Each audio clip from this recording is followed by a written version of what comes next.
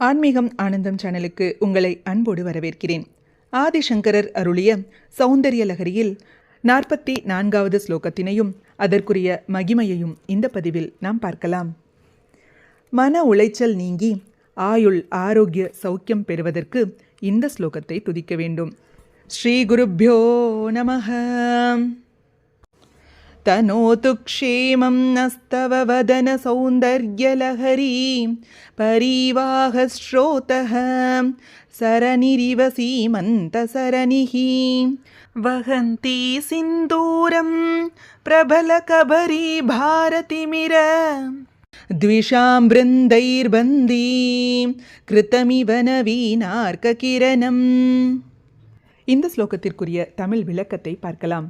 தேவியின் முகத்தில் பொங்கிப் பெருகும் அழகலைகள் நெற்றி என்ற கரைவரையில் வந்து தழும்பி நிற்கையில் அதனை ஓர் நேர்வழியில் பிரவாகிக்கச் செய்ய வகிடானது வாய்க்கால் போன்று பிரித்து வழி உண்டாக்கியது போன்று உள்ளது.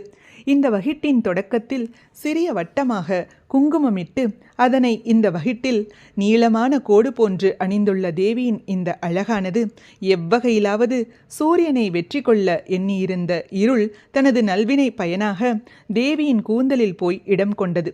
அதனால் பலம் வாய்ந்ததாகி வகிட்டில் இடப்பட்ட குங்குமம் சூரிய உதயனைப் போல் தோன்றவே இவ்விருள் கூந்தல் உதய சூரியனையும் அதனின் ஓர் கிரணத்தை மட்டும் விட்டுவிட்டு மற்ற கிரணங்கள் வெளியே தோன்றாத வண்ணம் அவற்றை சிறைப்பிடித்து வைத்தது. இவ்வண்ணம் தேவியை தியானிப்பவர்கள் அடைவதற்கரியதான பொருட்களை எளிதில் அடையவும் அடைந்தவற்றை பேணி காப்பதுமான அவனின் யோக க்ஷேமத்தினை தேவியே நிர்வகிப்பாள். அவனுடைய அஞ்ஞான இருளை நீக்கி இறுதியில் தன் மலரடி நிழலில் இடம் கொடுப்பாள் என்பது உறுதி.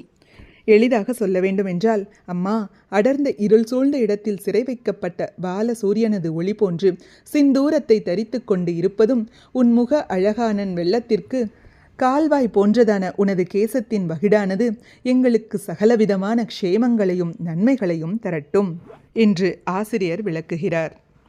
உடல் உபாதைகள் நீங்கி ஆயுள் ஆரோக்கிய சௌக்கியம் பெறுவதற்கும் மன உளைச்சல்களிலிருந்து விடுபடுவதற்கும் இந்த ஸ்லோகத்தை துதித்து அம்பாளுக்கு நைவேத்தியமாக தேங்காய், வெற்றிலை பாக்கு, தேன், வெண்பொங்கல் ஆகியவற்றை படைத்து வழிபட வேண்டும். இது போன்ற ஸ்லோகங்களுக்கும் ஆன்மீக விஷயங்களுக்கும் மறக்காம நம்ம சேனலை சப்ஸ்கிரைப் பண்ணிக்கோங்க. நல்லதே நடக்கட்டும், நன்மையே பிறக்கட்டும். நன்றி, வணக்கம்.